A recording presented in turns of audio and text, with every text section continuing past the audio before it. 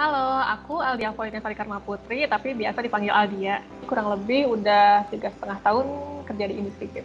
Aku udah pernah terlibat dalam 3 proyek di Agate. Yang pertama adalah game Anak Soleh, yang kedua adalah game Meongmart, yang ketiga game Code Atma. Game Anak Soleh ini game edukasi muslim untuk anak-anak. Game ini juga dilengkapi dengan aplikasi pendamping untuk orang tuanya. Jadi orang tuanya bisa memantau aktivitas anak-anaknya di dalam aplikasi tersebut. Yang kedua ini game Meongmart. Game Meongmart ini didevelop oleh developer Korea Selatan dan Agate ini berperan sebagai publisher-nya. Yang terakhir ini game Code Atma. Game ini mobile RPG yang kaya akan naratif dan sekarang masih dalam tahap live ops. Dari 3 proyek tersebut, aku berperan sebagai product manager. Selanjutnya, aku akan menjelaskan tentang product manager di dalam game. Product manager dalam game development itu adalah orang yang bertanggung jawab untuk mendefinisikan sebuah produk atau game dalam game development dan mengkoordinasikan ke seluruh tim untuk menjadikan produk tersebut sukses. Jadi, sebagai product manager, kita dituntut untuk bisa mengambil keputusan-keputusan penting di produk tersebut, serta membuat strategi dan mengatur prioritas agar produknya bisa terdeliver sesuai dengan target market dan goals dari produk tersebut. Aku biasanya nemuin beberapa orang yang salah artikan product manager dengan project manager. Padahal sebenarnya dua role tersebut berbeda. Kalau product manager itu tanggung jawabnya adalah untuk menetapkan strategi produk sesuai dengan visi atau goals produk tersebut. Sedangkan kalau project manager itu tugasnya mengeksekusi project yang telah ditetapkan oleh product manager dan memastikan project tersebut berjalan sesuai dengan alokasi budget maupun dengan alokasi schedule atau waktu yang sudah ditetapkan oleh product manager. Spesialisasi dari product manager itu biasanya ditentukan dari tipe produknya maupun dari siapa usernya. Nah, ini dibagi menjadi 3. Yang pertama itu internal product manager, yang kedua B2B product manager atau business to business, yang terakhir adalah B2C product manager atau business to consumer. Untuk internal product manager, biasanya produknya itu merupakan tools atau produk dengan scope yang lebih kecil yang digunakan secara internal oleh perusahaannya. Nah, biasanya tools-tools yang dibuat oleh internal product team ini untuk mempermudah atau mengefisienkan proses development. Jadi, user dari internal product manager ini adalah karyawan-karyawan yang akan menggunakan tools yang dibuat oleh internal product manager tersebut. Untuk B2B product manager, usernya adalah klien dari perusahaan lain. Nah, dalam konteks game development, istilah yang biasa digunakan dalam B2B produk ini adalah dalam bentuk game service atau gamifikasi. Nah, biasanya B2B product manager ini akan sering berkoordinasi dengan perusahaan klien agar produk yang dibuat oleh timnya bisa sesuai dengan kebutuhan atau requirement yang dibuat oleh klien. Yang terakhir adalah B2C Product Manager. Tipe Product Manager ini menangani produk yang usernya adalah konsumen umum. Karena usernya adalah konsumen umum yang sangat luas dan seleranya berubah-ubah, maka B2C Product Manager ini harus melakukan banyak validasi dan tes. Dan hal tersebut biasanya menuntut banyak biaya, sehingga resikonya lebih tinggi dibandingkan dengan B2B. Berikutnya, aku akan menjelaskan tentang konsep dan skill yang dibutuhkan oleh seorang Product Manager dalam game development. Karena product manager ini bersentuhan dengan segala aspek dalam pengembangan produk, maka banyak hal yang perlu dikuasai oleh seorang product manager dalam game development, mulai dari sisi bisnis, teknis, desain, dan lainnya. Nah, ini ada beberapa hal, konsep atau teori dasar yang diperlukan oleh product manager. Contohnya adalah product development process, problem solving, product metrics, maupun basic finance.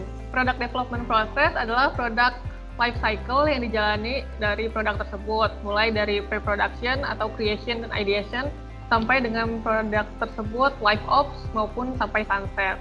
Karena product manager itu dalam kesehariannya dituntut untuk menyelesaikan berbagai macam masalah, mulai dari permasalahan user, permasalahan bisnis, maupun permasalahan dari produk itu sendiri. Maka seorang product manager harus bisa memiliki problem solving skill. Product manager juga harus bisa mengerti berbagai basic finance seperti accounting, revenue, profit, dan lain-lain. Yang terakhir ini product metrics, karena kesehariannya product manager banyak membaca data dan menganalisis data, sehingga harus bisa mempunyai beberapa framework atau beberapa kerangka berpikir untuk bisa menentukan matriks yang tepat untuk produknya. Beberapa soft skill yang esensial untuk product manager adalah leadership skill, communication skill, dan yang terakhir adalah listening skill, termasuk empathy di dalamnya. Seorang product manager harus mempunyai leadership skill karena dia adalah seorang yang bertugas untuk memimpin tim bawahnya agar bisa mencapai visi atau goals dari produk tersebut.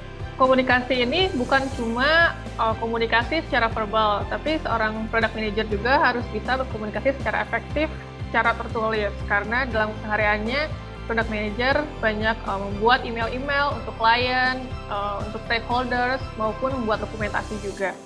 Beberapa hard skill yang esensial dimiliki oleh product manager adalah product management skill, business kompetensi, termasuk di dalamnya economics dan financial literacy, kemudian research dan analysis, yang terakhir adalah user experience atau game design. Seorang product manager diharapkan untuk bisa memahami berbagai framework, proses, maupun metodologi dalam product development, sehingga mereka bisa membuat prioritize dan decision making yang tepat. Contohnya adalah proses Agile, Scrum, Waterfall, dan lainnya.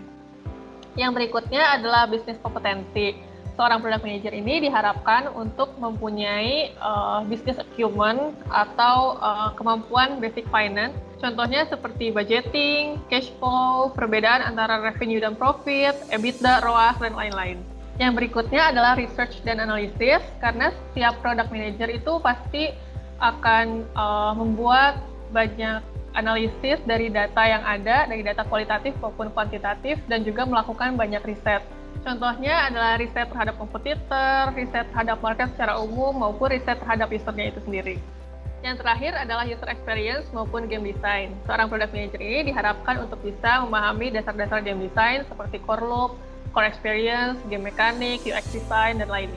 Contoh dari tools yang digunakan oleh product manager, yang pertama untuk tools analytics, kita biasanya pakai Firebase. Kemudian untuk visualisasinya ada Power BI maupun Data Studio. Kemudian ada juga project management tool. Project management tool yang biasa kita gunakan itu seperti Trello atau GitLab. Yang terakhir adalah tools untuk dokumentasi. Biasanya yang kita gunakan adalah Notion. Selanjutnya, aku akan menjelaskan tentang kegiatan sehari-hari dari product manager.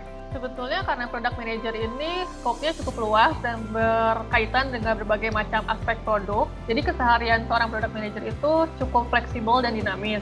Tapi yang paling sering dilakukan oleh product manager itu adalah berkoordinasi. Biasanya kita setiap hari melakukan huddle baik dengan tim produk maupun dengan tim development. Di huddle tim produk ini biasanya membahas update-update penting yang terjadi di tim produk supaya bisa align dengan tim marketing, tim data maupun tim operasional. Di huddle tim development, kita membahas progres dan berkoordinasi antara masing-masing role. Beberapa hal lainnya yang biasa dikerjakan oleh product manager adalah memikirkan strategi produk dan juga membuat produk roadmap. Jadi kesehariannya product manager ini biasa melakukan riset, baik riset competitor, riset market, riset user, dan juga membuat prioritas berdasarkan insight-insight yang didapatkan dari riset tersebut. Product manager juga secara rutin mengecek atau mendengarkan feedback dari user, baik dari user review di Google Play Store maupun dari komunitas dan dari berbagai channel lainnya agar produknya bisa diterima oleh marketnya. Biasanya kita berkoordinasi dengan tim operation untuk menyaring informasi dan menganalisis feedback-feedback tersebut yang bisa digunakan untuk meningkatkan kualitas produk kita. Selain itu, product manager juga biasanya mengecek matriks dan menganalisis data yang didapatkan dari analytics tools yang bisa kita pakai. Yang terakhir, karena product manager ini diharapkan untuk bisa keep up dengan latest industri game, baik di tanah air maupun di luar negeri. Jadi kita biasa membaca-baca berita dan memantau update industri game di seluruh dunia.